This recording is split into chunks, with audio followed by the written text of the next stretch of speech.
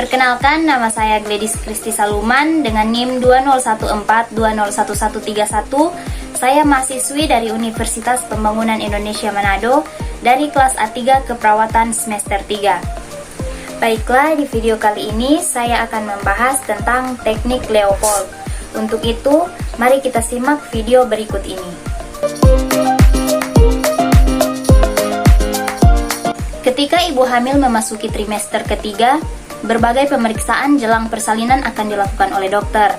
Salah satu yang mungkin dipilih oleh dokter Anda adalah pemeriksaan Leopold. Pernahkah Anda mendengar istilah itu? Leopold adalah pemeriksaan fisik yang dilakukan oleh dokter kandungan untuk memeriksa kondisi janin. Pemeriksaan Leopold adalah pemeriksaan dengan metode perabaan yang bertujuan untuk mengetahui kondisi dan posisi janin dalam rahim. Biasanya pemeriksaan Leopold dilakukan pada usia kehamilan trimester ketiga jelang persalinan. Ini karena tujuan pemeriksaan Leopold salah satunya adalah untuk mengetahui letak kepala janin. Posisi janin dalam rahim bisa bervariasi dan berubah-ubah pada usia kehamilan.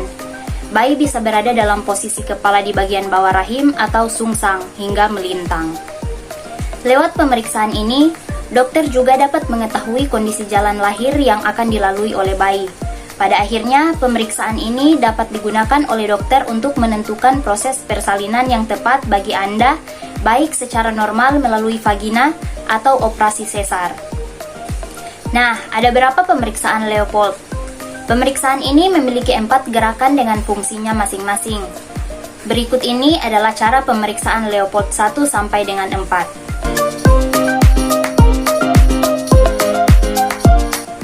Leopold ini dilakukan untuk mengetahui usia kehamilan dan bagian janin apa yang terdapat di bagian atas perut ibu atau fundus uteri.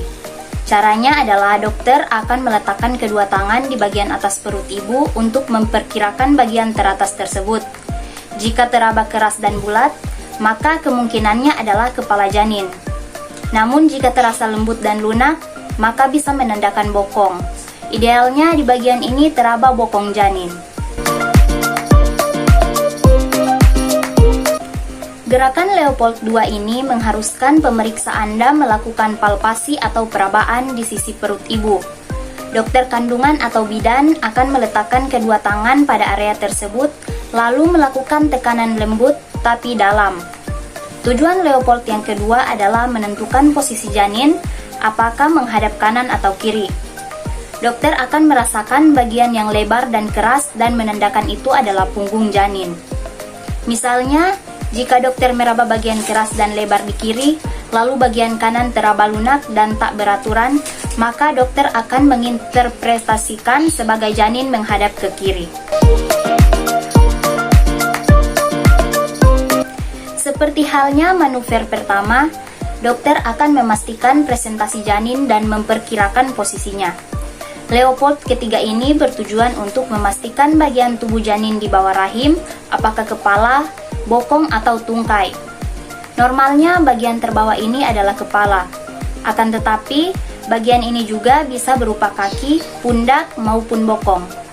Jika hal ini terjadi, maka janin berisiko sungsang. Jika presentasi janin belum terasa atau kosong, maka kemungkinan letak janin adalah melintang. Pemeriksaan ketiga ini juga bisa digunakan untuk memperkirakan berat janin dan volume air ketuban.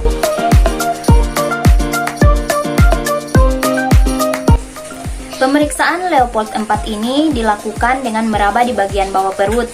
Tujuan gerakan ini adalah menentukan apakah janin sudah berada pada jalan lahir dengan masuk ke dalam panggul ibu atau belum.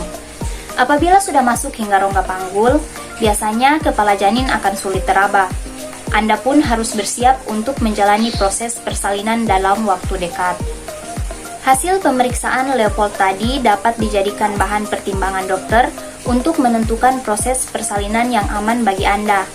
Namun, untuk memutuskannya, tidak jarang dokter merekomendasikan beberapa pemeriksaan pra-persalinan yang dapat mengetahui kondisi kehamilan dan kesehatan janin secara lebih menyeluruh, yaitu yang pertama ultrasonografi.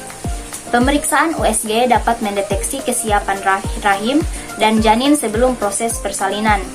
Lewat USG, dokter kandungan akan memiliki gambaran lebih jelas tentang posisi janin, volume air ketuban, hingga kelainan bawaan yang mungkin dimiliki oleh janin. Yang kedua, kardiotokografi.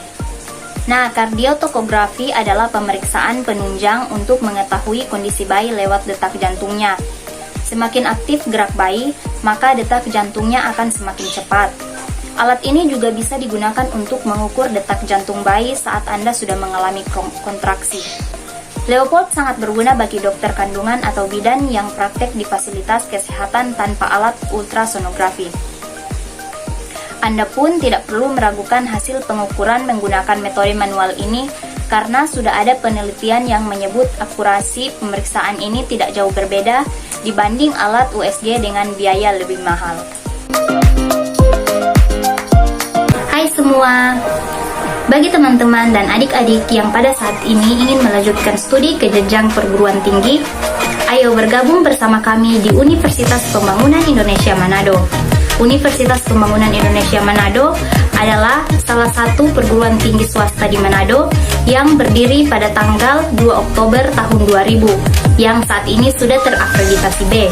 Di Universitas Pembangunan Indonesia Manado sudah terdapat 6 fakultas dengan 8 program studi, yaitu Profesi Nurse, S1 Ilmu Keperawatan, S1 Ilmu Hukum, S1 Agribisnis, S1 Ilmu Politik, S1 Teknik Elektro, S1 Sastra Inggris, dan S1 Teknik Sipil. Untuk itu, jangan ragu-ragu. Mari bergabung dengan kami di Universitas Pembangunan Indonesia Manado.